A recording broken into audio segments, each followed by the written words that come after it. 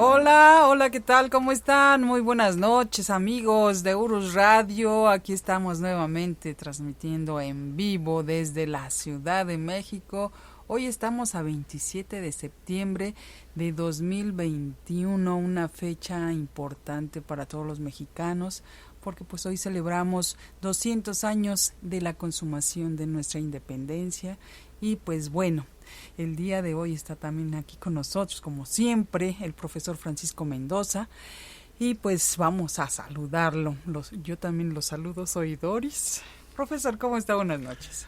Muchas felicidades, licenciada. Felicidades, profesor. Y felicidades a todos nuestros amigos mexicanos que nos escuchan en todo el territorio nacional y en muchísimos países del mundo. Muchas felicidades. Hoy cumplimos 200 años de que se consuma la independencia con la entrada del Ejército Trigarante a la Ciudad de México. Es un placer enorme estar esta noche aquí transmitiendo, licenciada. Sí, profesor, y lo bonito es que pues lo festejemos, ¿no? Por lo regular pasa por alto esta fecha y nos vamos con nada más el 16 de septiembre, pero nos olvidamos de esta fecha tan importante.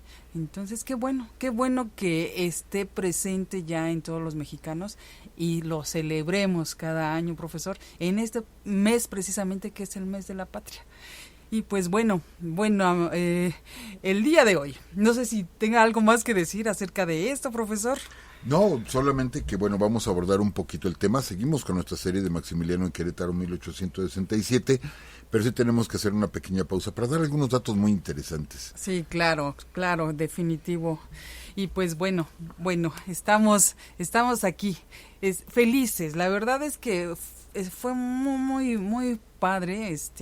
Vimos la transmisión en vivo, es acerca de los festejos. Fue muy padre. Aquí me acompañó el profesor, y pues muchas gracias, profesor. De alguna manera alguien preguntaba qué opinaba usted acerca de precisamente de este festejo que se realizó. Y pues bueno, no sé si ahorita nos quiera decir algo. Y pues así de rapidísimo vamos a saludar a nuestros amigos que se encuentran en el chat. Está por acá Javier Quirós, Pablo Escobar, Ger Solano, que son los madrugadores, Arturo Moreno, Gilberto Elguezábal, Joaquín Labastida, Abraham Zúñiga, Alberto López de Guadalajara, Diego Arriaga, Carlos, José Luis Chávez, familia Rojas Consuelo, arquitecta Montserrat Martínez, Víctor García, Francisco Castrejón, Job Hernández, Alejandro Alvarado, Óscar Alvarado Rojas, Gildardo Arrela Marín, está también en Michoacán. Él está Marlon Aragón, Luis Alfredo es Blanco Domínguez. Sí, pues bueno, profesor, pues ahora sí, cuéntenos un poquito acerca de ese día precisamente hace 200 años y pues aquí le dejo el micrófono. Sí, nos regresamos un poquitito del tiempo que estábamos narrando, licenciada y amigos. Nos regresamos a 1821, después nos regresamos a 1867, 46 años después. Pero es en 1821, efectivamente, como a las 10 de la mañana, comienza el desfile o la marcha triunfal del Ejército Trigarante a la Ciudad de México. Hay datos curiosos. Obviamente no queremos ni denostar ni criticar, solamente son datos anecdóticos de nuestra historia y que pues vale mucho la pena mencionar. Por ejemplo, la salida de las tropas españolas fue el 24, entre el 23 y 24 de septiembre salen las tropas españolas de la Ciudad de México y queda ya la ciudad abierta. Sí, la última batalla oficialmente se da en la ciudad en el pueblo, de Azcapotzalco, aunque sabemos que hay otra batalla en el norte del país, pero realmente, oficialmente, pues es la última en Azcapotzalco, tropas al mando de Bustamante y de Filisola. Filisola es el que toma en sí la Ciudad de México, mientras Agustín de Iturbide se encontraba en Córdoba, ¿sí? Entonces, como dato curioso, el Ejército Trigarante se queda en la hacienda de La Patera, ahí por el rumbo de un poquito de Azcapotzalco, por ahí se queda el Ejército Trigarante, y es citado en el bosque de Chapultepec. Ahí se reunió el ejército trigarante justo el 27. Pero las autoridades de la Ciudad de México, cuando queda libre, le piden oportunidad a Iturbide para arreglar la ciudad, embellecer la ciudad, balcones, calles, etcétera, para recibir al ejército triunfador, al ejército trigarante. Esto fue el día 25. Entonces Agustín de Iturbide dice, vamos a entrar el 27. Bueno, ¿y por qué no un poquito después, no? Para que nos dé tiempo, el 27. Y el 27, y el 27, y el 27 entraron. ¿Por qué? Pues porque el 27 de septiembre era el cumpleaños de Agustín de Iturbide. Oh, nada más. Nada más y nada menos, era su cumpleaños.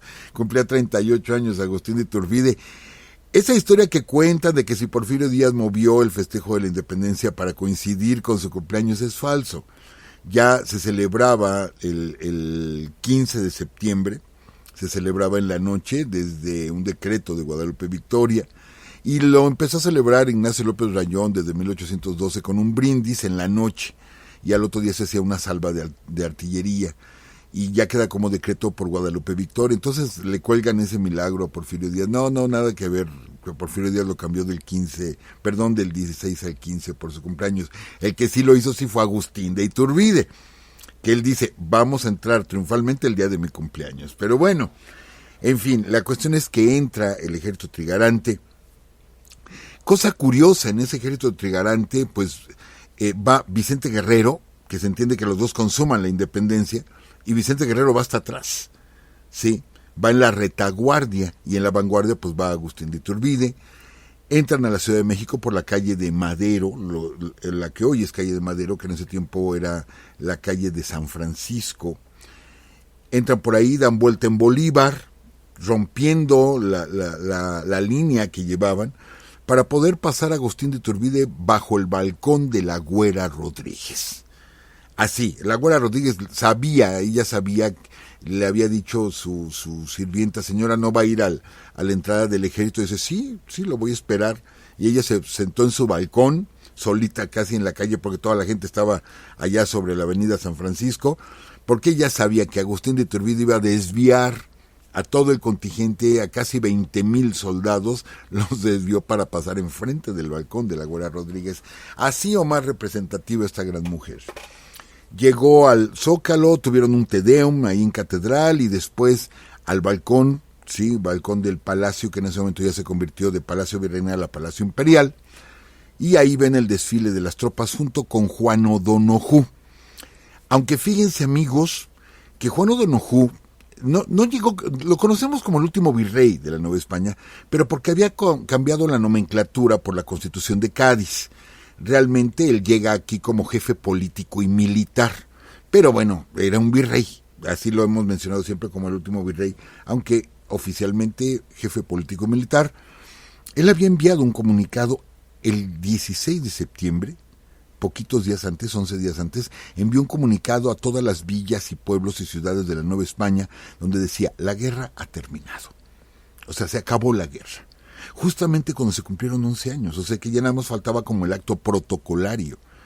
Entonces, bueno, ellos están en el balcón de Palacio, ven desfilar las tropas, y curiosamente va a morir en octubre, muere Juan O'Donojú.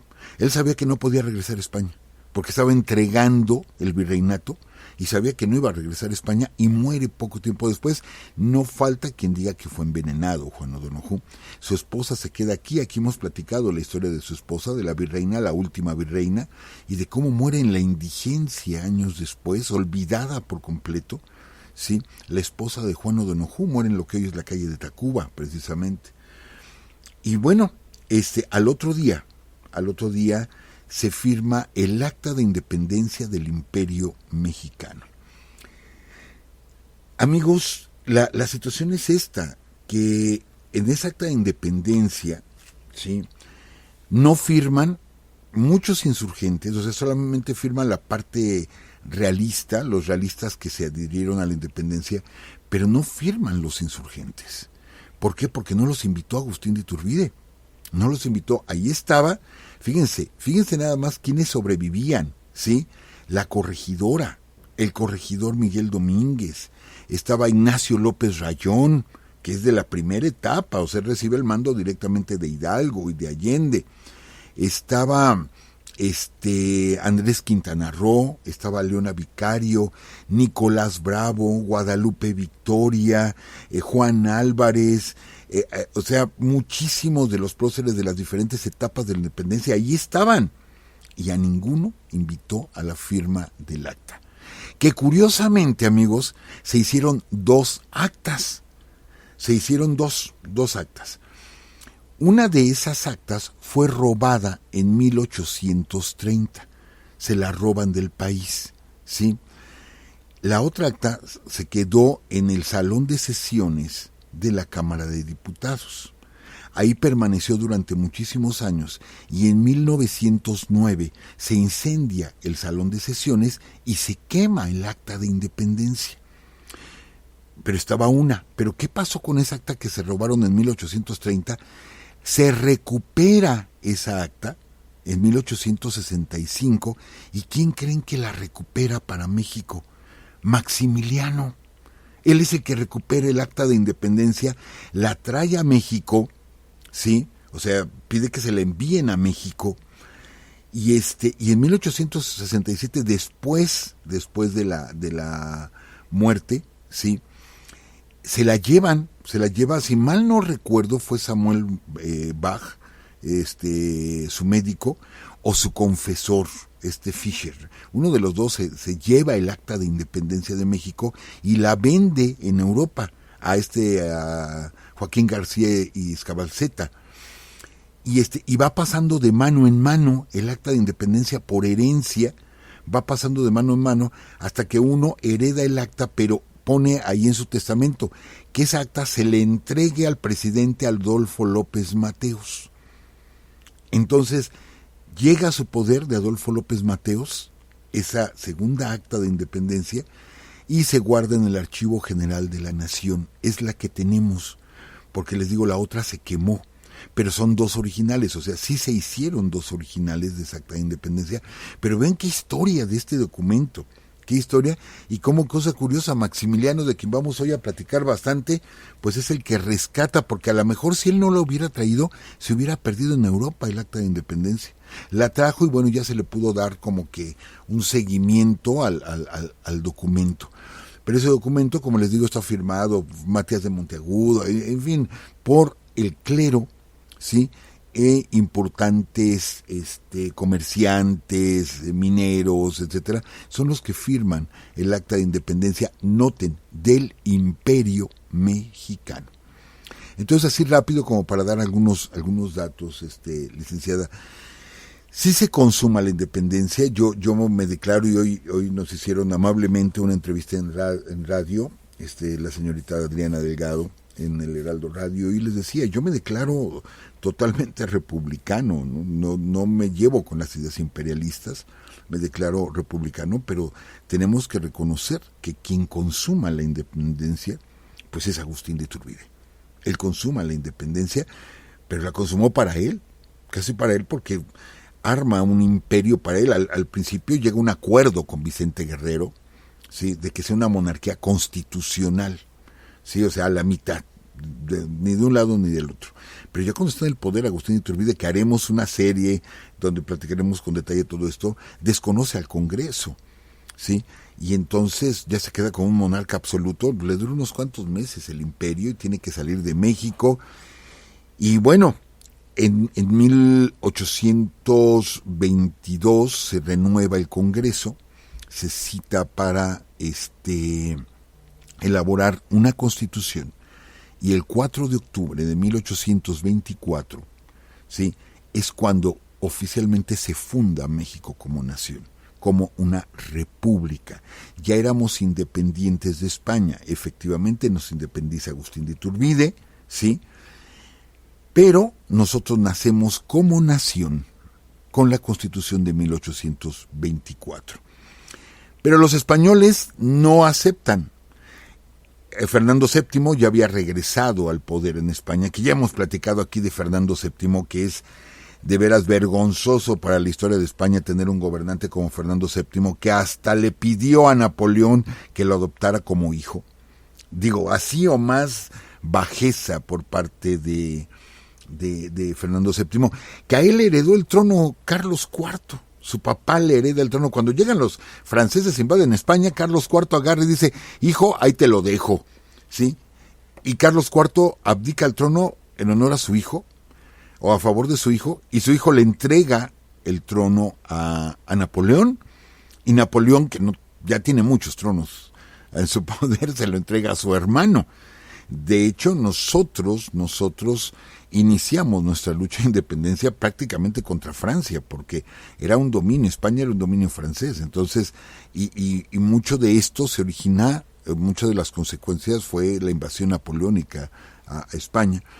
Y por eso esa expresión famosa de la Güera Rodríguez, perdón por la palabra altisonante que vamos a decir, pero la Güera Rodríguez, cuando se devela la estatua de Carlos IV, sí, conocida como el caballito, por eso la Güera Rodríguez dijo que qué pocos huevos tenía, y cuando todas voltearon así escandalizados de decir, ¿cómo dijo esa palabrota? Dice, sí, el caballo, vean, como que no está proporcional. No, se refería a Carlos IV, que en lugar de defender España, le entrega el trono a su hijo y sale huyendo. Sí, y luego Fernando VII, les digo, le pide a Napoleón que lo adopte como hijo. No, increíble eso. Bueno, Fernando VII recupera el trono en 1814, quita la Constitución de Cádiz que se había elaborado, una constitución liberal, le dan un golpe de Estado a Fernando VII y tiene que tomar de nuevo la Constitución de Cádiz, que afectaba los intereses de los fueros militares y eclesiásticos que tenían estas personas. Los afectaba totalmente, era una constitución liberal. Entonces, sí, es cuando aquí los afectados empiezan a organizar la independencia de España para conservar sus fueros. Y es ahí donde entra Iturbide, ¿sí? Y ellos son los que firman el acta de independencia. Aquellos que querían proteger sus fueros firman el acta de independencia. O sea, les salió por completo la jugada, pero la Constitución de 1824 es completamente liberal, ¿sí? Y está basada en la Constitución de Cádiz, en la Constitución de Apatzingán, en la Constitución americana. Ahí se basan los diputados mexicanos para hacer nuestra primera Constitución, que nos convierte en república, y ahí es donde nace México. Fernando VII quiere recuperar el virreinato y envía a Isidro Barradas en 1829. Ahí Santana y Mier y Terán derrotan a Barradas, que realmente lo derrota Mier y Terán, es el que derrota a Barradas, y se cuelga un tanto el milagrito Santana, y de pronto dice Santana, yo fui el padre de la patria porque derroté a los últimos españoles, yo soy el padre de la patria, así se sentía Santana, pero realmente el mérito fue de Manuel Mier y Terán, que después jugaría en elecciones para la presidencia de México, pierde, se deprime tanto que se suicida en el mismo lugar donde había estado Agustín de Iturbide. Se entierra su espada, se deja caer sobre su espada y se suicida Manuel Mier y Terán. Pero bueno, muere Fernando VII, pero él antes de morir había dispuesto que uno de sus hijos fuera el nuevo rey de México. O sea que muere en el 33, si mal no recuerdo, Fernando VII, pero él había dispuesto que uno de sus hijos fuera rey de México. Entonces, ellos seguían, todavía en los 30, seguían con la idea de recuperar el virreinato. Y es hasta que don Manuel Santamaría, ¿sí?, diplomático mexicano, consigue la firma del rey de España, ¿sí?, en un tratado de paz y amistad. Con nos daban el reconocimiento. Y esto sucede el 28 de diciembre de 1836, cuando España por fin reconoce la independencia de México. Entonces son muchos días los que podríamos celebrar como consumación de la independencia. Fue una consumación lenta, pero pues no deja de ser muy impactante la entrada del ejército trigarante que hoy celebramos a 200 años, amigos y licenciada. Qué bueno, felicidades a todos, me siento contento como mexicano de estar en esta celebración. Somos una nación joven realmente, con muchísimo pasado, muchísimo, pero como nación pues estamos cumpliendo nuestros primeros 200 años, licenciada y amigos. Sí, sí, sí, es una fecha importantísima y de hecho el día de hoy también no sé si algunos de nuestros amigos escucharon el repique de campanas, que también eso fue emocionante, profesor, el escuchar las campanas, ¿no? Así es, fue una orden del episcopado mexicano que a las 8:30 de la noche todas las campanas de las iglesias de México, todas iban a repicar a vuelo. Todas. Y bueno, aquí estábamos porque me invitó la licenciada para poder ver los festejos por televisión. Aquí estábamos cuando empezaron a repicar las campanas, salimos un poquito a escucharlo y pues es una emoción porque se reconoce estos 200 años, que es una fecha por las cuestiones de Iturbide y todo eso como que no se ha querido recordar. Esto no le quita ningún mérito a lo que hizo Hidalgo, Allende, Aldama, etcétera, cuando inician el movimiento libertario. O sea, esto no le quita ni un ápice. Yo creo que a veces, les digo, polarizamos demasiado la historia. Y sí, bueno, Iturbide nos consumó nuestra independencia. No nos gusta porque Iturbide fue tremendo. Luchó contra los realistas, derrota a Morelos, en fin, cometió muchas barbaries Iturbide, pero él nos consumó. Él nos consumó. Qué cosa curiosa, hoy decíamos en el radio, cosa curiosa, nuestros dos próceres, Vicente Guerrero y Agustín Iturbide, mueren fusilados. Mueren fusilados. Quienes consumaron esta independencia, pues mueren fusilados, ¿no? Para el anecdotario, licenciada. Qué contrariedades, sí, profesor. Y pues bueno, ahora vamos a continuar. Pues ahora sí. Continuamos con la serie de Maximiliano en Querétaro, profesor. Así es. Entonces nos remontamos 46 años adelante y estamos hablando del año de 1867. La semana pasada nos quedamos en ese día del 15 de mayo, cuando cae al fin la ciudad de Querétaro.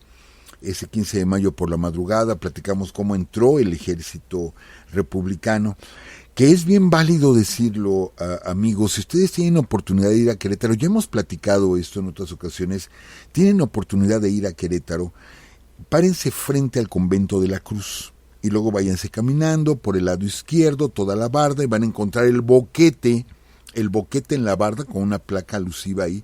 Todavía está el boquete por donde entró el ejército republicano al convento de la Cruz, cómo lo tomaron, etcétera, y todavía está, ahí lo podemos ver, el lugar exacto por donde entró el ejército republicano. Nos ha emocionado que muchos amigos que visitan Querétaro van a ese lugar, se toman la foto y nos la envían y dicen, mire, sí, tal como lo decía el profesor, de veras nos llena de mucho gusto, lo cual agradecemos bastante. Y les platicábamos que ya es hecho prisionero, entrega su espada a Ramón Corona, no la acepta Ramón Corona, Maximiliano, a Ramón Corona, no la acepta y después se la entrega a Escobedo, ¿sí? Y Escobedo se le entrega un subalterno y le dice, esto no me pertenece a mí, le pertenece a la patria, ¿sí? Yo no sé qué pasaría con esa espada, sinceramente, yo no la conozco, la espada. He visto en exposiciones la ropa de Maximiliano, la ropa ensangrentada, etcétera, pero no recuerdo haber visto la espada que le entrega a Mariano Escobedo. Pero bueno, lo toman prisionero. Él pide que cuando lo lleven prisionero no lo pasen por en medio de la ciudad, ¿sí? Y se van por una orillita de la ciudad. Hasta que lo regresan al convento de la Cruz, donde había sido su cuartel general, donde daba todas las órdenes y todo esto. Ahí lo regresan. Él va montando uno de sus caballos y cuando ya se baja del caballo, se lo regala al general Rivapalacio, que era el encargado de su custodia, le regala su caballo, pero ya mucha gente salió a las calles, ¿sí? Sobre todo, pues había rapiña y estaban esperando que el ejército republicano les diera de comer también. Pero muchos soldados del ejército republicano no sabían contra quién estaban peleando. Bueno, sabían que contra Maximiliano y el Imperio, pero lo querían conocer. Entonces ya cerca del convento de la Cruz había muchísima gente de los soldados republicanos, pero más por la curiosidad. Y la frase era, es que yo nunca he visto un emperador, como si fueran seres raros o de piel verde, no sé. Sangre azul. Bueno, pero esa no se les podía ver, ¿no? La sangre azul. Lo veían con mucha curiosidad. Y bueno, sí se daba a notar, era muy alto, rubio, etcétera, etcétera, pues se daba a notar, pero la gente así diciendo, es que nunca hemos visto un emperador, ¿sí? Entonces lo meten ahí al convento de la Cruz, al principio lo custodia, o se queda bajo el resguardo de Riva Palacio. La gente, les digo, lo quería tocar, conocerlo. Pero estamos hablando del 15 de mayo, ya por el día, se ve lo que había pasado en la ciudad de Querétaro, que aquí es lo que hemos platicado, lo terrible que fue ese sitio. El hedor que había de los cadáveres de humanos y de bestias, como caballos, burros, mulas, bueyes, que estaban en estado de descomposición, ya no cabía la gente en los panteones, los tenían que enterrar en fosas comunes, pero ni siquiera había tiempo, porque estaban bajo el tiroteo de los republicanos, ni siquiera había tiempo para hacer un foso grande, y casi quedaban a flor de tierra. Entonces muchos testigos de los mismos republicanos que no sabían lo que estaba pasando, sabían que estaba la crisis durísima dentro de Querétaro, pero que no se imaginaban a qué grado, han comentado en sus memorias, amigos, que muchas veces vieron a los perros peleándose, porque de pronto un perro rascaba un poquito y sacaba un brazo, por ejemplo un brazo humano, y llegaba otro perro y le quería quitar el brazo que había agarrado, y ahí estaban peleándose los perros por piernas, brazos, pedazos de cuerpo humano. Lo que comentábamos hace 2 programas, los perros fueron los únicos beneficiados, estaban gordos los perros de tanta comida que había, porque pues se comían toda esta carroña, ¿sí? Toda esta carne en descomposición, y pues eran los que lo disfrutaban. Bueno, pues algo que impresionó a los republicanos fue ver a los perros peleándose por un brazo o por un pie, ¿sí? Así de terrible era el panorama que había en la ciudad de Querétaro. Posteriormente, como el convento de la Cruz no ofrecía suficiente seguridad, ¿sí? Deciden llevarse a Maximiliano al convento de Teresitas. Era de las Carmelitas Descalzas, pero el pueblo le decía comúnmente el convento de Teresitas. Ahí permanece 5 días, hasta que después, igual por cuestiones de seguridad, lo trasladan al convento de Capuchinas. Ahorita vamos a platicar algo sobre el convento de las Capuchinas. Del convento de Capuchinas. ¿Qué pasó con Miguel López? Sí, pues resulta amigos que por ejemplo Miramón estaba herido en la casa de Licea. Licea lo denuncia y tiene guardia ahí custodiándolo mientras lo está curando. Tomás Mejía cayó prisionero y empiezan a tomar prisioneros a todos los oficiales de alto rango, teniente coronel, coronel y generales del ejército imperial, y les dan 24 horas para que aparezcan, y aguas si alguien los tenga escondidos. Y empiezan a caer todos los oficiales, y hacen una lista, ¿sí? Hacen una lista el 17 de mayo de las gentes que requieren, y empiezan a palomear los que ya habían aparecido y los que no habían aparecido, encabezado por Maximiliano, ¿sí? Qué cosa curiosa, esa lista, el número 1 es Maximiliano y dice Emperador de México. Esa lista. La lista del otro día, hacen una nueva lista el 18 de mayo y ponen en primer lugar a Maximiliano, pero le ponen Archiduque de Austria. Ya no le ponen Emperador de México, sino Archiduque de Austria, como número 1, y bueno, palomeado de que ya lo tienen. Pero esto va a ser importante para el juicio. Esto va a ser muy importante para el juicio. Ese cambio que le dan al tratamiento a Maximiliano va a intentar ser una salida por parte de los abogados de Maximiliano. Y bueno, se las platicamos al ratito que lleguemos a esa parte. Pero en toda la lista de la gente que están buscando, los oficiales que ya están en poder de los republicanos y otros a los que están buscando, no aparece Miguel López. Cuando él era coronel, él tenía que estar en esa lista. Y bien, ponerlo hasta palomeado de que, bueno, ya lo tenemos o ya sabemos dónde está. No aparece Miguel López. O sea, deja de existir en ese momento. Lo que seguimos, bueno, suponiendo que es a raíz de la protección que se le empieza a dar, ¿sí? Pues por haber traicionado o haber facilitado la entrada del ejército republicano ahí al convento de la Cruz, que ni siquiera entre la gente perseguida estaba. Para estos días regresa la princesa de Salzam. ¿Se acuerdan que les dijimos, la dejamos en San Luis Potosí? Bueno, pues regresa la princesa a la ciudad de Querétaro, donde ya puede entrar a la ciudad. ¿Se acuerdan que les dijimos, Mariano Escobedo no la dejó entrar? Y le dijo, vaya a pedirle permiso a Benito Juárez, cuando lo pudo haber pedido Mariano Escobedo por telégrafo. Y bueno, pues ya se regresa la princesa buscando al príncipe Salzam, o sea, su marido, y es ahí donde va a conocer a Maximiliano. Ahorita les platicamos esa parte. Pero el que sí, estamos hablando del 19 de mayo, 4 días después de la caída, al que sí, les digo, están buscando a los oficiales, es a Ramón Méndez. Ramón Méndez fue muy cruel, fue despiadado, pero algo que no le perdonaban fue la manera tan cruel en que fusila al general Arteaga y a otros 3 generales en la ciudad de Uruapan. Son los llamados mártires de Uruapan, y los fusila a Ramón Méndez, ¿sí?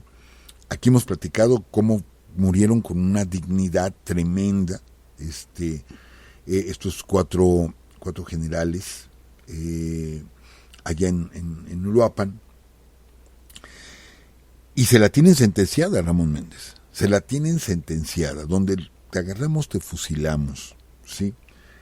Y efectivamente lo empiezan a buscar, hasta que lo encuentran en un agujero, en paños menores. Ahí estaba escondido en un agujero Ramón Méndez. Yo creo que estaba en paños menores porque esos lugares sofocan mucho. Estar encerrado sofoca, entonces yo imagino que se fue quitando la ropa. El chiste es que lo encuentran casi desnudo, ¿sí? Lo toman prisionero, y a él, ¿cuál juicio? ¿Cuál nada? Directo, vámonos, al otro día te fusilamos. ¿Y cómo fue? Al otro día, él nada más pide oportunidad de poderse confesar y comulgar. Efectivamente, se confiesa y comulga, ¿sí? Le dan 2 horas para que se despida de su familia y lo llevan al paredón. Entonces, ¿cuándo lo van a fusilar a Ramón Méndez? Ahí en pleno Querétaro. Ahorita sería en el centro de Querétaro. En ese momento era un poquito a las afueras, unas bardas que eran unas casas. Ahí lo van a fusilar.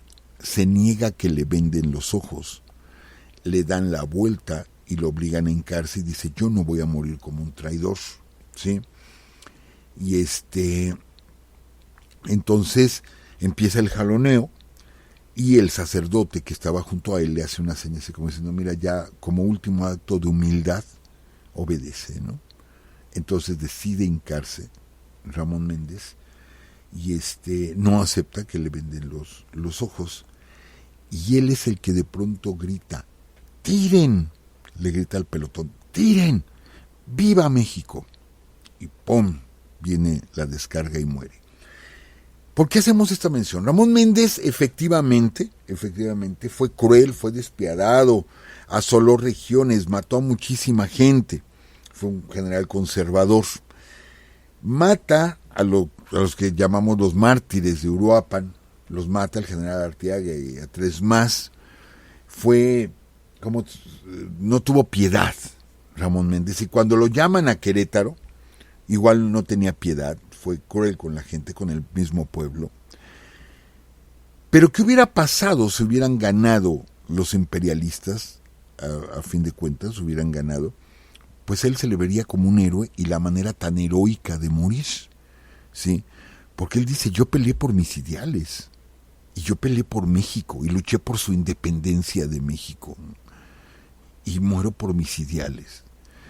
Que bueno, está toda esa parte oscura de él, ¿no? Esa parte nefasta de él, como fue de Iturbide. O sea, ahorita recordando un poquito, pues su parte como militar fue nefasta por completo. Y al final, bueno, se convierte en el consumador de la independencia. Bueno, así hubiera pasado con este hombre, hubiera quedado como un superhéroe, ¿sí? Y morir gritando ¡Viva México! Estaba en el bando equivocado y con la actitud equivocada. pero murió con esas palabras, ¿sí? Instantes antes había estado con su familia. Entonces no podemos dejar de reconocer que murió muy braviamente, a pesar de todo, y que qué bueno que lo fusilaron, y qué bueno que ni juicio le hicieron al tipejo pero el momento de su muerte, caray, murió con una bravura que mis respetos para Ramón Méndez en la parte de su muerte nada más. Fuera de eso, pues muy criticable su actitud, ¿sí? Y bueno, aquí es donde nos empezamos a preguntar cosas, amigos. A Ramón Méndez lo agarran y lo fusilan al otro día. ¿Por qué no fusilar inmediatamente a Maximiliano, a Miramón y a Mejía? Era la misma situación. Había que fusilarlos, ¿sí? Sobre todo porque no se rindieron. Si ellos se hubieran rendido, estoy de acuerdo, se hace un juicio, pero no se rindieron. Aquí es donde entra esa parte. A ver, ¿rindió la Plaza Maximiliano o no la rindió? Bueno, oficialmente no, pero él propició, junto con Miguel López, la entrada de Mariano Escobedo y de las fuerzas republicanas para que tomaran Querétaro, y esto permitió que se le condescendiera con un juicio, porque si no, pues así como mataron a Méndez, pues así también los hubieran fusilado. ¿A dónde quiero llegar con esto, amigos? A lo que el mismo Mariano Escobedo platica 20 años después. 20 años después que se le quita el mérito, ya lo habíamos platicado, porque Porfirio Díaz era el héroe del 2 de abril, entonces él quería como que todo el mérito de haber derrotado a los franceses, pero estaba Mariano Escobedo con Querétaro y de pronto, pues Porfirio Díaz y los demás, no, pues si se les rindieron, si fue una traición, ¿cuál mérito militar de Mariano Escobedo?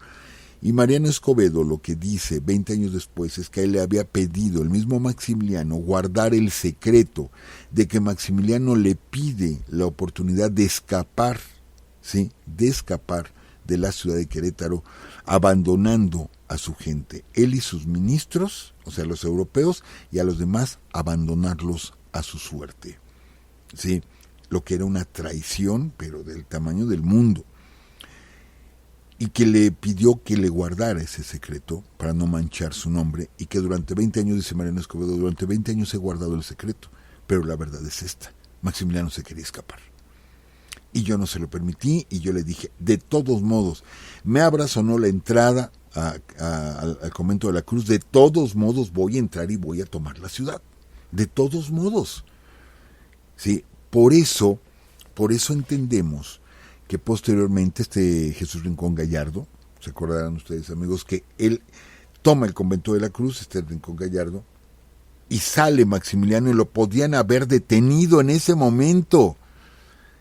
Y de pronto dice, paso franco, y lo dejan salir a Maximiliano del convento, junto con su secretario, su médico, etcétera, los dejan salir, porque era parte de un plan. Sí, era como salvar la vida del emperador, ¿sí? Era salvar la vida del emperador. Pero bueno, ahorita platicamos cómo se empieza a enredar toda esta parte, pero Maximiliano salió así como que muy seguro de que la voy a librar, o sea, yo la libro. Estaba muy seguro de ello, y les digo, vamos a comentarlo. Pero bueno, el 20 de mayo, se tomó la ciudad el 15, acuérdense, el 19 fusilan a Ramón Méndez. El 20 de mayo, en el cuartel de Mariano Escobedo, él pide la presencia de Maximiliano. Y sacan a Maximiliano del convento, ¿sí?, donde estaba prisionero, lo llevan en carruaje y se lo llevan a Mariano Escobedo, y ahí estaba Samuel Bach, estaba Blasio, estaba pues la gente del emperador. Pero como el emperador hablaba bien ya el español, deciden hacer una reunión privada, y donde estaba el cuartel de Mariano Escobedo había como una zona arbolada. Dicen que duraron muchísimo tiempo platicando, pero no hay testigos, no hubo un traductor porque no fue necesario, no hay testigos de lo que hablaron Mariano Escobedo y Maximiliano, que no sería la única vez que se verían, Tal parecía que Mariano Escobedo no quería fusilar y bueno, no dependía de él, claro. pero no quería la muerte de Maximiliano, no quería su muerte, ¿sí? Entonces, es más, Mariano Escobedo le ofrece comida y le ofrece refresco, y Maximiliano no lo acepta, pero se despiden con un abrazo. Mariano Escobedo y Maximiliano se despiden con un abrazo, y Maximiliano, cuando llega al convento, a su celda, llega feliz. ¿Qué le habrá dicho Escobedo? Bueno, señor, voy a hacer todo lo posible, o seguramente van a intervenir los embajadores, que aquí entran mucho los embajadores de varias naciones que estaban aquí en la Ciudad de México, pero que aquí tiene que ver Leonardo Márquez y Porfirio Díaz. Por eso hay que explicar muy bien esta parte. Entonces el 20 de mayo se entrevistan, ¿sí? Se entrevistan, y Maximiliano le pide la oportunidad, de lo poco que se supo, porque hubo cosas que se hablaron delante de los demás, pero otras cosas se apartaron y no se sabe de qué hablaron. Pero una de las cosas que se pidió delante de los demás es que le diera la oportunidad de ir a San Luis Potosí a hablar con Juárez. Imagínense haber sacado a Maximiliano en carruaje, escoltado. ¿Cuánta gente debió haber ido escoltando para llevarlo ante Benito Juárez a San Luis Potosí para hablar con él? Maximiliano estaba seguro de que lo convencía. ¿Por qué, amigos? Maximiliano tenía mucho carisma que existe hasta el día de hoy. Todavía mucha gente sigue admirando a Maximiliano. Tenía muchísimo carisma, ¿sí? Le caía muy bien a la gente. A lo mejor sí, porque era muy bonito el señor, no lo sé, pero le caía bien a la gente. Entonces, yo creo que él estaba jugando esa carta de decir, si yo hablo con Juárez, lo convenzo. Pero obviamente no lo iba a dejar Mariano Escobedo ir hasta San Luis Potosí a hablar con Juárez. De todos modos, hubiera tenido que pedirle permiso a Juárez. Y seguramente Juárez ni siquiera le hubiera contestado. Le niega esa oportunidad y dice, escríbale una carta. Y yo le envío la carta al presidente Juárez. Pero él quería ir, pero aparte había otra amenaza. La amenaza del general Rafael Olvera. ¿Se acuerdan, amigos, que les dije que desde el sitio había un contingente de alrededor de 2,000 hombres por ahí por San Juan del Río que podían haber atacado a los republicanos, los podían haber atacado, y de hecho los republicanos hicieron varios movimientos estratégicos cuidando de que no les fuera a llegar por la espalda y abrieran un boquete en el sitio de la ciudad y por ahí se escapara todo el ejército imperial, porque eran 2,000 hombres. 2,000 hombres que andaban por ahí rondando. Imagínense si saben que va una caravana con Maximiliano hacia San Luis Potosí, ¿sí? Pues hubieran atacado la caravana para intentar salvar al emperador. Entonces no podía salir de Querétaro. Simplemente de Querétaro no sale Maximiliano. Y por eso le niega esa oportunidad Mariano Escobedo. Es ahí donde se llevan a Maximiliano al convento de Capuchinas. O sea, ya había estado en el convento de la Cruz, luego el convento de Teresitas, dura 5 días ahí, y luego se lo llevan a Capuchinas. Hasta el día de hoy ahí se exhibe, es museo, se exhibe el lugar donde estuvo prisionero Maximiliano. Tuve la oportunidad ya de visitar el espacio. Es bonito el convento de Capuchinas. Y bueno, pero resulta que cuando lo llevan a este convento, el encargado de su vigilancia, ahorita se me fue el nombre de él, el encargado de la vigilancia, cuando lo recibe, ¿dónde creen que lo pone? Lo mete a las criptas. Lo baja a las criptas, o sea, la parte subterránea donde están enterradas las monjas. Ahí lo mete a Maximiliano, ahí pasa la noche, le ponen un catre, sí, en un rincón, y ahí pasa la noche. No faltó quien lo criticara y le dijera, oye, ¿cómo metes a este hombre a las criptas? Y él, como buen mexicano, contesta, para que se vaya acostumbrando.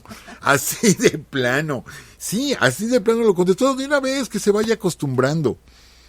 Y ahí queda también su secretario, que su secretario no alcanzó catre, tuvo que dormir hecho bolita en un rincón, con los ataúdes y las criptas de las monjas ahí a un lado, ¿no?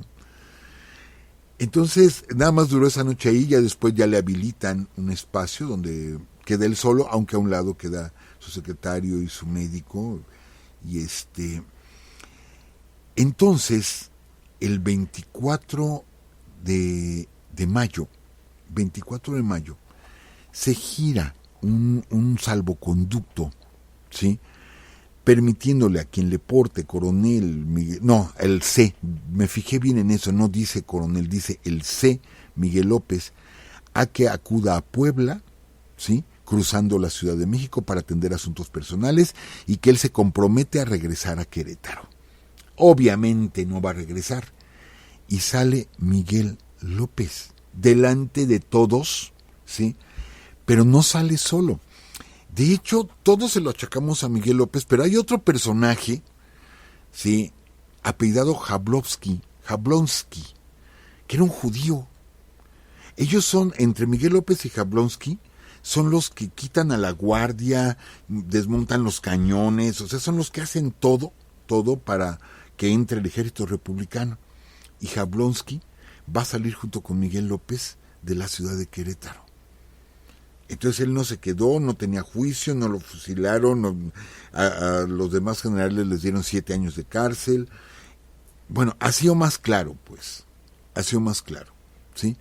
Y sale elegante, vestido de uniforme, y como si nada pasa entre las tropas republicanas, y va a la Ciudad de México, y va a dar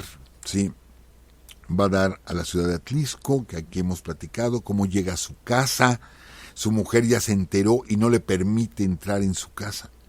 No le permite entrar y dice, a mí me traes a mi compadre, o sea, al emperador Maximiliano. A mí me traes a mi compadre, ¿sí?, vivo. Y lo echa de la casa. Entonces se regresa a la Ciudad de México, Miguel López, y con un dinero que cobró, cuando pasa por la Ciudad de México, cobra un dinero que se entiende que son ahora sí que son las 30 monedas. Las cobra, bueno, con ese dinero pone unos baños públicos acá por el rumbo de Tacubaya, en la Ciudad de México, abre unos baños públicos, pero cuando la gente supo que eran de Miguel López, nadie iba, porque era un traidor tanto para los conservadores como para los liberales, ¿eh? O sea, para los imperialistas y para los republicanos era un traidor, ¿sí? Y esto en la milicia es muy fuerte, o sea, ser un traidor, siendo militar y ser un traidor es fuertísimo. De por sí ser un traidor es feo de cabo a rabo, pues militar es peor todavía ser un traidor. Entonces, aunque le aceptan la traición los republicanos, pero lo ven con náuseas, pero eres un traidor. Y nadie va a sus baños y fracasa y ahí pierde todo su dinero, y Miguel López termina en la indigencia, totalmente indigente, y lo único que lo acompañaba era un perro. Era lo único que tenía de compañía Miguel López, ya sin dinero, sin nada, abominado por todos, y al perro le da rabia, y el perro muerde a Miguel López, y le pega la rabia y se muere de rabia. Se muere de rabia Miguel López.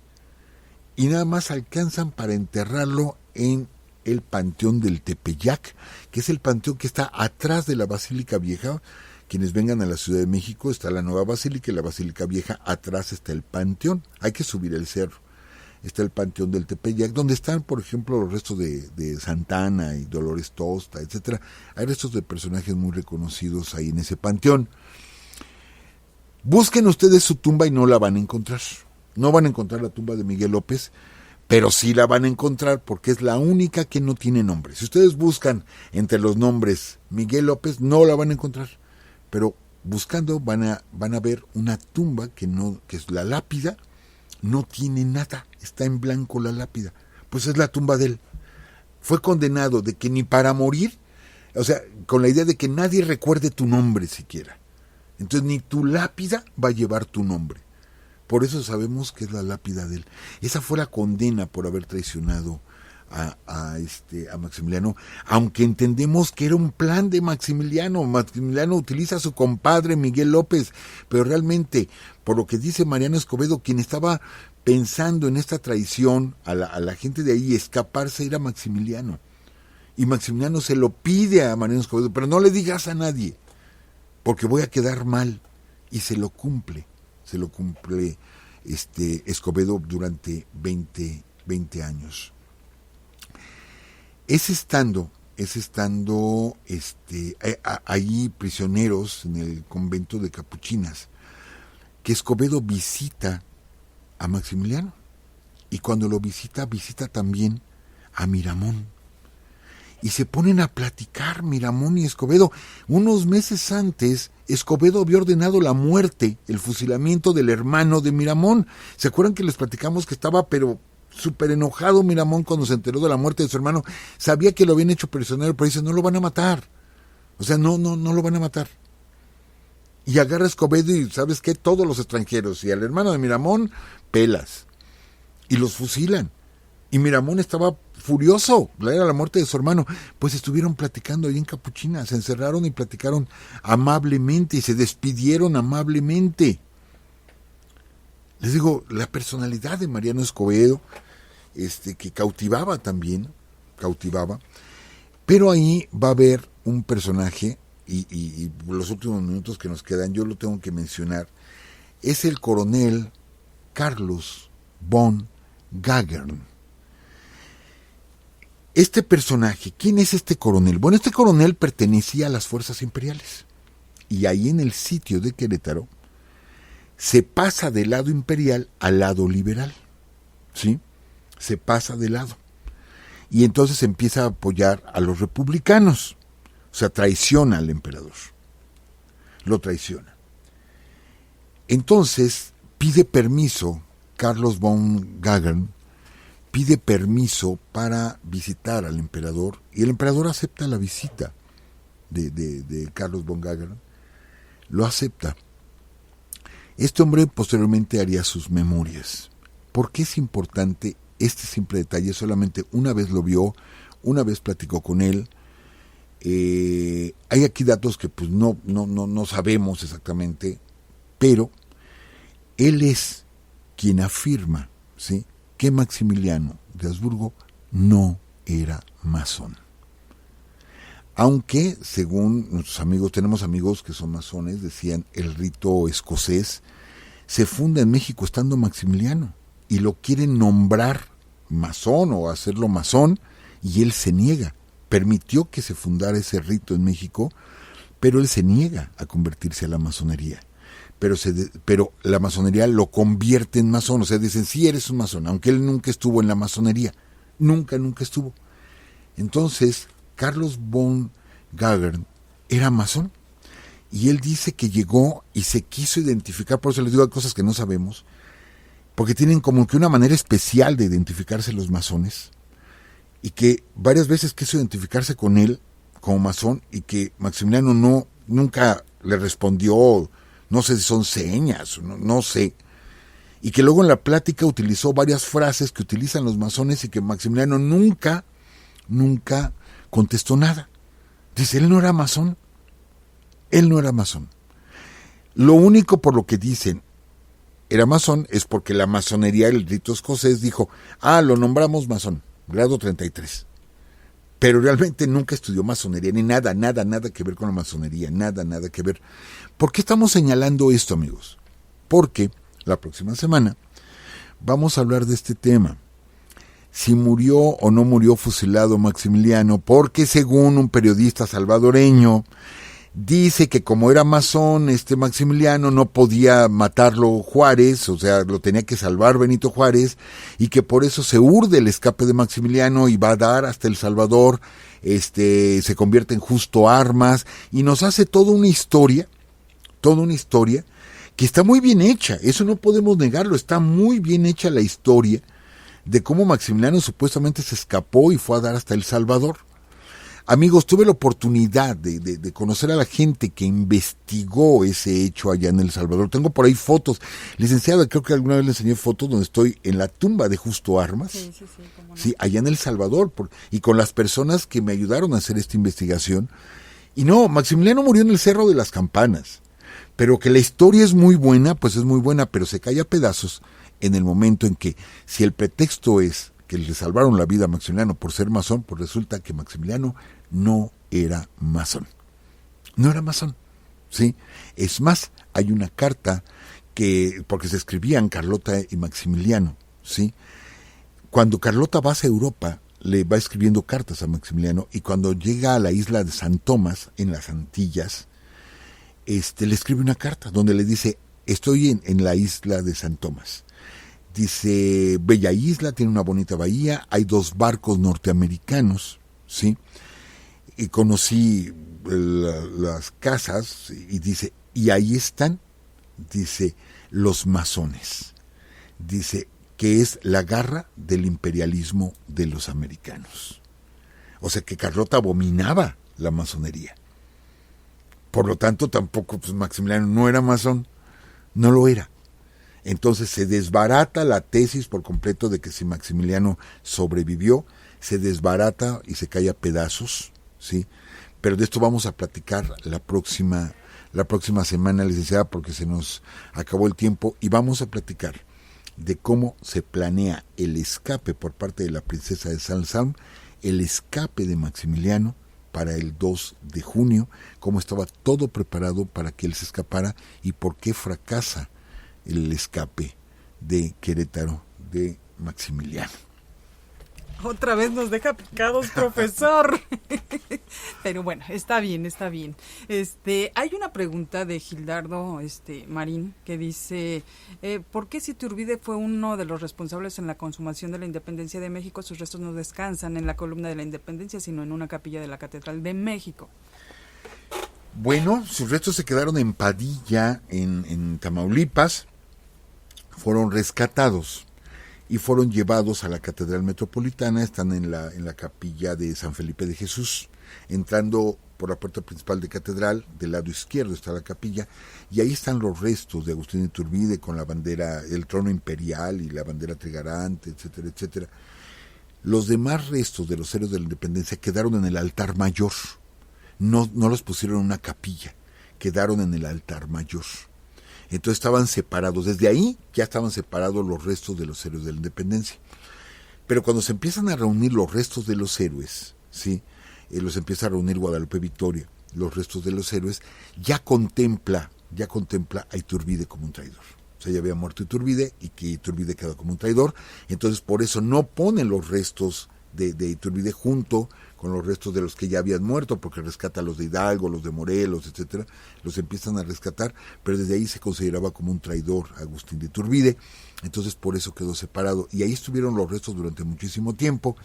Y bueno, se fue quedando con esa idea de que era de los malos, y ya sabemos después qué fue lo que pasó. Por lo tanto, sus restos no descansan en la columna de la Independencia, pero están en Catedral. Ok, profesor, pues muchas gracias. Amigos, muchas gracias también a todos ustedes, a todos los que están en el chat, a todos los que nos mandan mensaje, ya sea en Facebook, en el correo, en Twitter, en tantos lugares. De veras son muchísimos mensajes. Muchas gracias a todos.